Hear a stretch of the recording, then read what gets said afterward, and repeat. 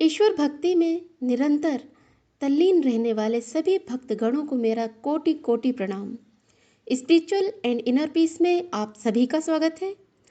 भक्ति का पथ और ज्ञान का पथ पहुंचते एक ही स्थान पर हैं, परंतु दोनों के माध्यमों में गंभीर भिन्नता है। ज्ञानी जो कदम अपनी यात्रा के अंतिम चरण में उठाता है, भक्त वही कदम अपनी यात्रा के प्रथम चरण में उठा लेता है। भक्ति का अर्थ समर्पण है।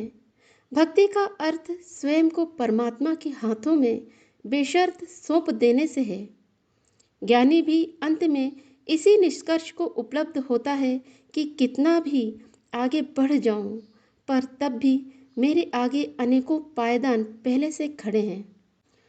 तब उसे भी नेति नेति करके ज्ञान की उस असीमता को त्याग कर अपने अज्ञान को स्वीकारना ही पड़ता है।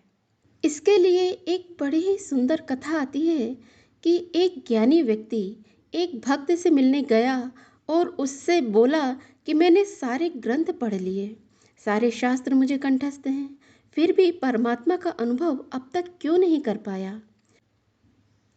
भक्त ने उसके प्रश्न का उत्तर ना देकर उसे एक जल से भरा पात्र दिया और बोला, आप जल ग्रहण करें, फिर आपकी जिज्ञासा का समाधान करता हूँ। ऐसा कहते हुए उसने उसके जल से भरे पात्र में और जल डालना आरंभ कर दिया। ज्ञानी यह देखकर चिल्लाते हुए बोला, अरे, भरे पात्र में जल डालने से सारा जल तो बाहर गिर जाएगा, पात्र में क्या जाएगा। भक्त बोला, बंधु, आप भी तो अपने पांडित्य के अभिमान से लबालब भरे ही हैं।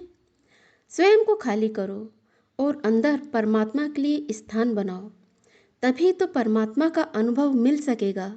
भक्ति का अर्थ स्वयं को परमात्मा की उपलब्धि से भर लेना है। जब हमारे प्रत्येक श्वास पर परमात्मा के ही हस्ताक्षर हो जाते हैं, हमारे व्यक्तित्व का प्रत्येक घटक परमात्मा में ही रूपांतरित हो जाता है, तब हम में और परमात्मा में कोई भेद नहीं रह जाता। मैं के मिटने पर भगवान की उपस्थिति का अनुभव होता है। भक्त इस कदम को पहले चरण में ही लेता है और ज्ञानी सब किताबों में भटकने के बाद। सर्वस्व का समर्पण ही भक्ति का पथ है। ये अखंड ज्योति मार्च 2021 पृष्ठ नंबर 3 से लिया गया है। तो आज के लिए केवल इतना ही। यदि मुझसे कहीं कोई भूल और चूक हुई है तो आप मुझे क्षमा कीजिएगा। और यदि आपको मेरा ये चैनल पसंद आता है तो इसे आप लाइक करें, शेयर करें और साथ ही सब्सक्राइब करके ऑल पर क्लिक करना बिल्कुल ना भूलें, ताकि हमारे सारे ही नोटिफिकेशंस आपको समय पर उपलब्ध हो सकें।